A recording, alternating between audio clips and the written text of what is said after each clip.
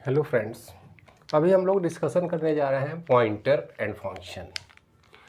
Pointer and function को समझने के लिए पॉइंटर और फंक्शन को कैसे आपस में जोड़ा जाएगा, फंक्शन में पॉइंटर को कैसे पास आउट करेंगे, इसको समझने के लिए एक छोटा सा प्रोग्राम पहले हम बनाते हैं और दो एग्जाम्पल से समझने की कोशिश करेंगे कि आखिर ये होता क्या है।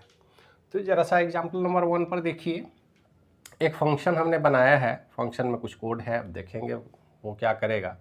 सबसे पहले मेन फंक्शन में आप आइए।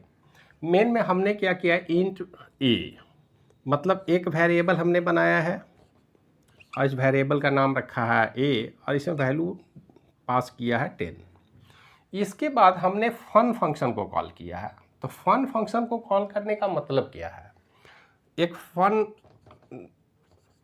नाम का अलग फंक्शन कॉल होगा। इस फन फंक्शन के अंदर एक वेरिएबल है x। इस वेरिएबल में यहाँ भी हमने एक वेरिएबल a ही डिफाइन किया है a, और जो हमने x में जो वैल्यू पास किया 10, यहाँ इक्वल टू 10 प्लस 10 20 हम सीधे लिख लें। यहाँ पर वैल्यू हो गया a का वैल्यू 20। फिर हम आगे बढ़े, सी आउट a, यहाँ पर आउटपुट में क्या लिखेगा, क्या होगा। तो आउटपुट निश्चित रूप से हमको किसका आउटपुट मिलेगा, लोकल वेरिएबल का a का। यहाँ पर a इक्वल टू 10 आउटपुट में मिलेगा, क्योंकि यहाँ पर 20 हो जाने से इस 10 पर तो कोई असर पड़ता नहीं है। हम फंक्शन में हमने क्या किया, जो भी डेटा वैल्यू था उसकी कॉपी भेज दी। a का वैल्यू हमने 10 इसको भेज दिया। यहाँ भी लोकल वेरिएबल a है, उस a में वैल्यू हो गया 20, लेकिन ये a तो इस फंक्शन का है। फंक्शन से जो ही बाहर आएंगे फंक्शन क्लोज, वेरिएबल खत्म। तो कैसे हम इसको अब मैनेज करेंगे, थोड़ा सा देखिए इसमें हम चेंज करेंगे। हम चाहते इस ए में बदलाव हो, इस ए में, और इस ए में बदलाव के लिए हम दो काम कर सकते हैं। सबसे पहले इसी प्रोग्राम में अगर हम बात करें तो यहाँ पर void के बदले हम ऐसा कर लिख सकते हैं,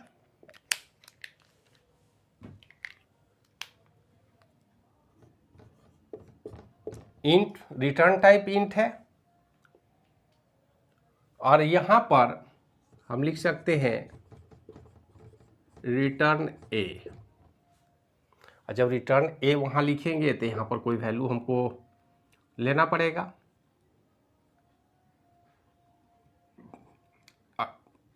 हम अगर इसको बी लिख दें तो यहाँ हमको अब डिफाइन करना पड़ेगा बी इज इक्वल टू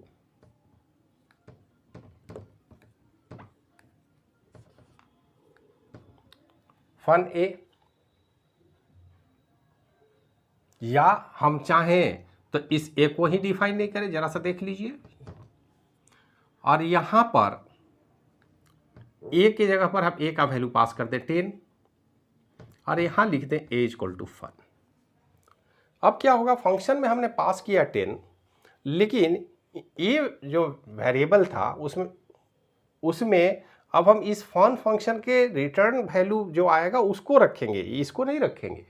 तो अब क्या होगा, 10 प्लस 10 ये 20 हो चुका है, ये 20 रिटर्न होगा। रिटर्न होकर के ये फन फंक्शन किसको रिटर्न करेगा, ए वैल्यू में, तो ए के वैल्यू को ही ये 20 कर देगा। अब हमारा आउटपुट मिलेगा 20। हम आशा रखते हैं दोनों तरीका आप समझ रहे हैं, लेकिन हमें इस तरीके की ज़रूरत नहीं है। हम एक दूसरा रास्ता अपनाते हैं, यहाँ हम void ही रखेंगे, यहाँ से कोई रिटर्न टाइप की बात हम नहीं करेंगे। हम चाहते हैं कि इस फंक्शन में कुछ ऐसा वैल्यू हो, एक ऐसे पॉइंटर की बात हम करें जो इसी वैल्यू को, ए वैल्यू को पॉइंट करे। तो स्वाभाविक है कि ए वैल्यू को, अगर ए कोई वेरिएबल है, कोई वैल्यू है, तो उसको अगर हमको चेंज करना है तो ऐसी स्थिति में अब इस फंक्शन की ज़रूरत नहीं होगी, हम सीधे यहाँ पर पास कर देंगे।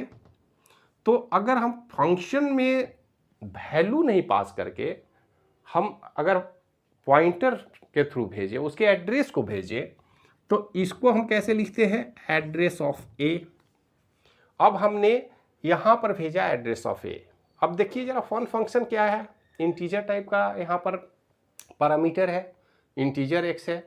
तो एड्रेस को रिसीव करेगा क्या, ये नॉर्मल वेरिएबल है। नॉर्मल वेरिएबल तो कभी भी एड्रेस को एक्सेप्ट नहीं करता है। इसका मतलब है यहाँ पर हमको कहीं ना कहीं एक पॉइंटर की ज़रूरत पड़ेगी। हम पॉइंटर का इस्तेमाल कर सकते हैं। पॉइंटर हमने p नाम का लिया है। तो अब यहाँ पर देखिए क्या हम करते हैं, इसको हम हटा दें। यहाँ पर अगर हम लिखें p इजक्वल टू p+10,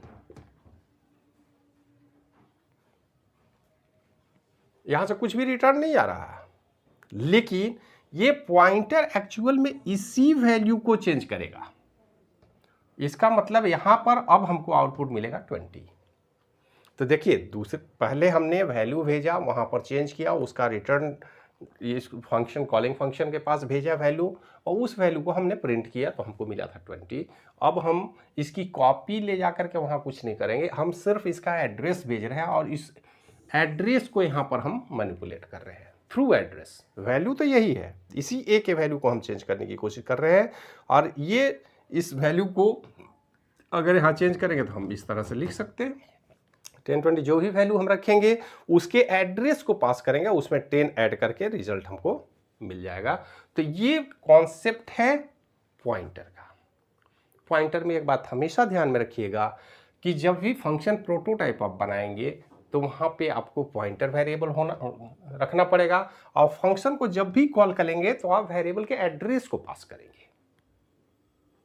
यही बात विशेष करके ध्यान रखना है कि यहाँ पर हमने एड्रेस पास किया तो एड्रेस को रिसीव करने के लिए पॉइंटर होना चाहिए, और फंक्शन में अगर पॉइंटर है तो फिर पॉइंटर के थ्रू इस मेन फंक्शन में इस वैल्यू को हम चेंज कर सकते हैं, जो भी ऑपरेशन चाहे परफॉर्म कर सकते हैं। यही कॉन्सेप्ट जरा एग्जाम्पल 2 में देखा जाए।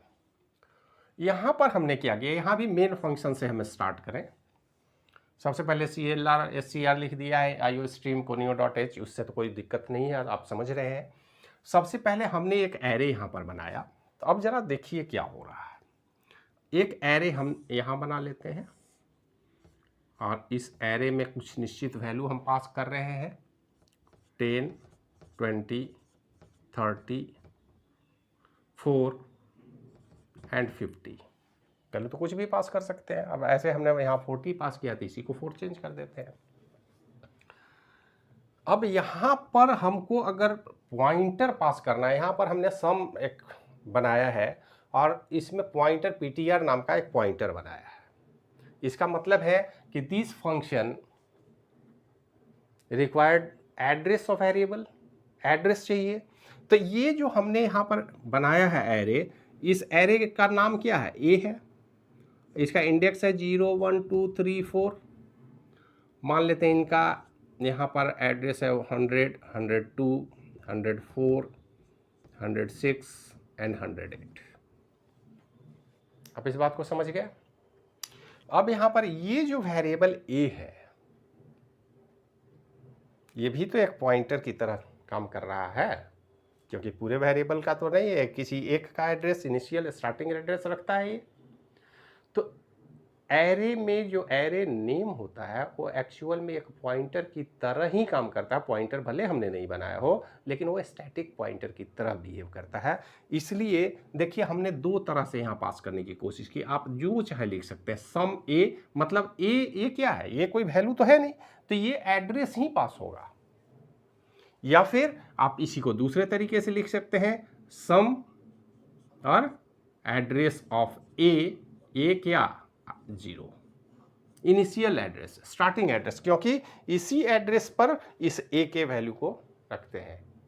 एरे को जब भी कॉल करना होता है तो फर्स्ट एलिमेंट के एड्रेस की बात करते हैं। तो आप फर्स्ट एलिमेंट एड्रेस ऑफ ए आई लिखें या सम ए लिखें, बात बराबर है। ये फंक्शन कॉल होगा।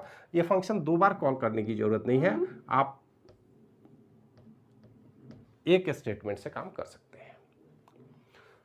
इस स्टेटमेंट को हमने लिखा।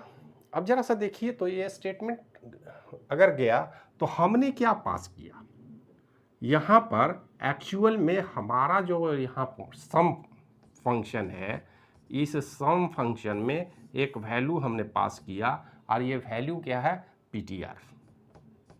और ये ptr किस तरह का वेरिएबल है, एड्रेस को रखने वाला वेरिएबल है। हमने एड्रेस पास किया है और ये एड्रेस है 100। यही काम हमने किया है। यहाँ आ गया 100। अब यहाँ पर एक काम और कर रहे हैं, हमने एक लूप लगाया for i equal to 0, i is less than 5, i plus plus less than 5, इसलिए हम मान रहे हैं कि हमारे पास 5 एलिमेंट है, 10 एलिमेंट को लेंगे, जितने एलिमेंट होंगे एरे में उसके विषय में नंबर ऑफ एलिमेंट, यहाँ पर n भी आप डिफाइन कर सकते हैं अगर एरे में n नंबर ऑफ एलिमेंट है तो। अब सवाल ये उठता है कि हमारा यहाँ इस फॉर लूप में हमने क्या काम किया है। तो देखिए हमने स्टार पीटीआर लिखा है। स्टार पीटीआर का मतलब क्या हुआ, रेफरेंस वेरिएबल का वैल्यू, एड्रेस की बात नहीं हो रही है, ये डी रिफरेंसिंग है। जिस पॉइंटर में 100 जो आया, इस 100 के वैल्यू की बात हो रही है। 100 में जो वैल्यू है उस वैल्यू को क्या करना है, पीटीआर डिवाइडेड बाई 2। इसका मतलब है कि ये अगर ऑपरेट होगा स्टेटमेंट तो यहाँ पर 10/2 क्या हो जाएगा, 5 हो जाएगा।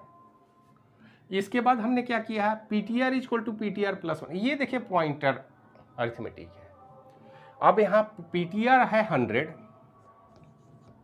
और प्लस 1 कर रहे हैं आप, तो एक्चुअल में प्लस 1 जो यहाँ आप पॉइंटर में कर रहे हैं, इसका फॉर्मूला क्या है, बेस एड्रेस जो हमारा 100 है plus 1 into size of data type. अब देखिए डेटा टाइप हमारा इंट है तो इंटू 2 करेंगे, कितना होगा 102। आप यहाँ पर अगर कैरेक्टर डेटा टाइप होता तो 1 इंटू 1 1 होता, 101 पर जाते।